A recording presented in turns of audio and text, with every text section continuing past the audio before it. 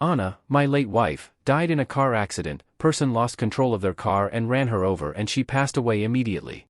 We were both 26 at the time. It was 4 years ago, right before the pandemic.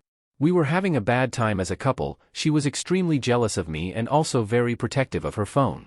Shortly after her death, I found out I had a STD, and surprise surprise she was cheating on me.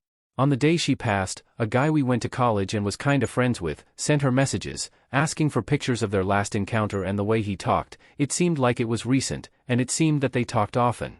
I was able to get in her phone and laptop, as she didn't change her passwords because she would always ask to check my phone and I would ask for hers back, so I had the password. There wasn't much because she deleted everything or hid it very well, but the most recent messages, she obviously couldn't delete them, so everything that came after her death was still there. While looking for the pictures he asked for, I found pictures of her and him in a rare deep in a random place at her work folders, at her laptop. In one of them she had short hair, which she only had right after we got engaged. So she was with him for at least 3 years out of our 6 years together. Also, found pictures of 2 other guys, but I have no idea who they are and there was no messages from either of them anywhere. I messaged the friend and told him that I knew, told him about the STD, and that I won't reveal it to anyone and want it to be kept a secret forever. I asked him if anyone else knew and he said that his ex knew, but he would talk to her. I decided that for the sake of her parents and siblings, I would pretend she was a great person and let them have their beautiful memories with her. Anna's older brother Thomas, 34M, is a good friend of mine to this day. I would even go as far to say we are best friends. After 2 years of my wife's passing, I was ready to date again. Thomas said that he knew the perfect girl for me. He just wanted me to be sure I was ready for something serious before introducing each other. It was his sister-in-law, Laura, 27F. We knew each other only superficially, but never really talked before our first date. I fell for her quick and hard. We started dating and about 3 months in we were already telling each other I love yous and I told her I was going to marry her. It has been a little less than 2 years, we are engaged, and I have never been this happy. I told her all about my relationship with Anna. I still have the evidence of what she did stored away in my computer just in case and I showed it to Laura. She cried a little and comforted me, but I assured her I was fine, and that I was over it. The problem comes with Anna's family. Especially her mom and sister. Ever since Anna's passing, every time they talk about her, people want to hear me talk. They ask me about her, try to include me in conversations about her. Anna was such a good cook, right? My name, I loved when she and my name would banter, you remember, my name. Stuff like this. I was able to get by in the beginning by saying it was difficult for me to talk about her, that I was not ready. They let me be for a while, but ever since I started dating Laura, I couldn't use the "I'm not ready" excuse. Her friends, sister and mom get annoyed if I don't sound enthusiastic or depressed, learn that it's easier to look depressed. Also, if I talk about Anna in any way that isn't portraying her as an angel that came down to earth to bless us with her presence, I get side-eyed. Thankfully Thomas and her father are great guys and don't push me too hard on this. Her dad is always thankful that I attend their family gatherings, as we like to talk about our field of work. He always says he considers me a son. Her mom and sister though, they get pissy if I try to dodge the topic of Anna and the sister even said it out loud once that it's obvious that I didn't love Anna. She apologized after, but I mean, she isn't wrong, by the end I didn't, and sure as hell don't now. Look, I'm over what happened, I don't feel hate for Anna anymore. I sometimes catch myself wishing she was alive just so I didn't have to pretend anymore, but also because her death was a tragedy, a lot of people loved her. Her friends organize a reunion for her birthday and those are incredibly hard, and even though I know her AP will be there, I go because I know how much she meant to those people.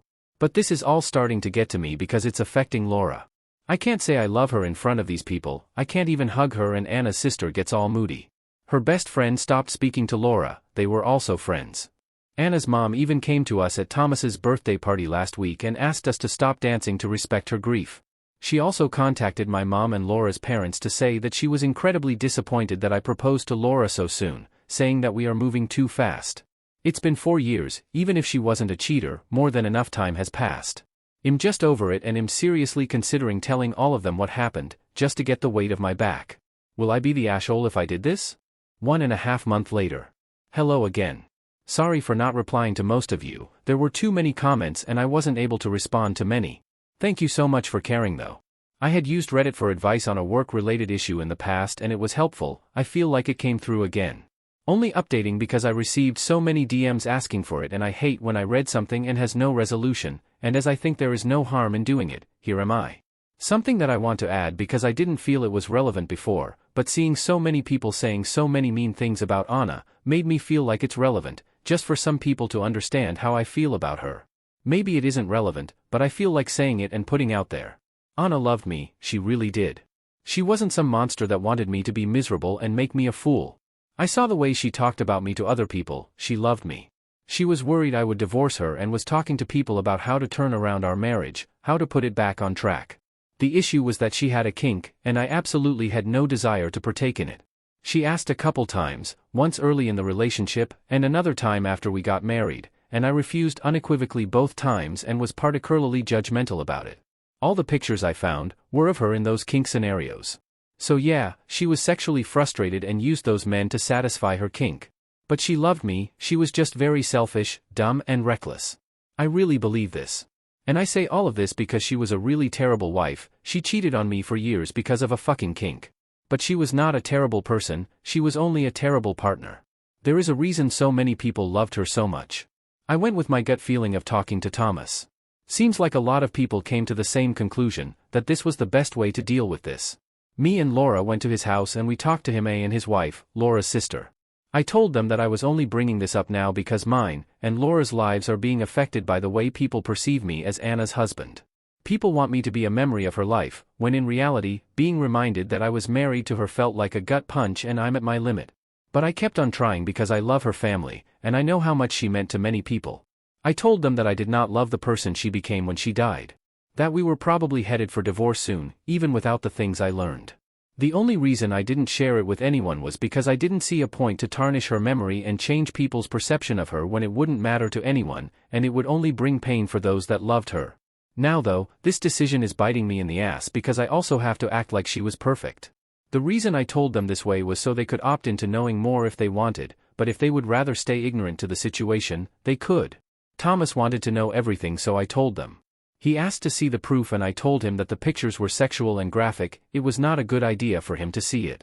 He asked his wife to see them. I showed it to her and she confirmed to him that it was real, and they were really bad. She actually flinched looking at them. He asked if it was only one time. I told him it was with 3 different guys and one of them went on for at least 3 years that I knew of. He was mad, cussed a lot, not at me, but at the situation. I started to regret everything at that point. He said fuck, why is she so fucking stupid? He called Anna stupid a bunch of times. He asked for some time to think stuff over and went out. I left Laura and her sister talking and also went on a drive. About an hour later Thomas called me and asked me to come back to his house. He and Monica gave me a hug. She was crying a lot. He asked me what I wanted to do. I told him that all I want is to move on from this and be happy with Laura.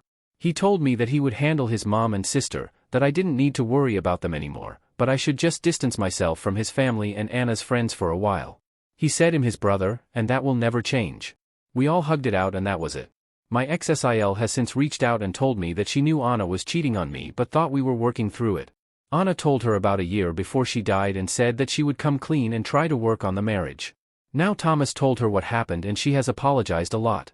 Said that she has been basically ignoring her flaws ever since she died, but it has turned unhealthy for both her and her mom. She said she will help me with anything I need regarding this topic. Ex-FIL and MIL don't know anything and we will keep it that way. I will try to make time to hang out with my FIL from time to time, and considering him and my new FIL are good friends, me and Thomas have been talking about taking them fishing, golfing, maybe just going to a bar, stuff like that, at least once a month. And as for my ex-MIL, I just keep my interactions to a minimum. So yeah, I think it worked out well. Another thing is that Laura wants to speed up our wedding planning, so hopefully we will get married in March or April. Before we were talking about having a long engagement, but there is no point in waiting, we both know what we want. And I'm happy, very happy. Commenter 1, you do not have to respond, and I guess you kept it vague on purpose, but what was the kink? Because most times you see people disgusted with their partners when something like this happens and you seem very, I don't know, calm? OOP, yeah, won't say what it was, but let's just say she did stuff to the guy, not the other way around. Honestly, the guys in the pictures looked pathetic, and if those were to leak, they would be the ones ridiculed, not me. The AP that I talked to was desperate when I told him I had pictures. That made it 10x easier for me to move on. I would say this was better than if she had a normal affair, at least for my mental health. Commenter 2, Thomas is a good dude. Please, you and Laura live your best lives together.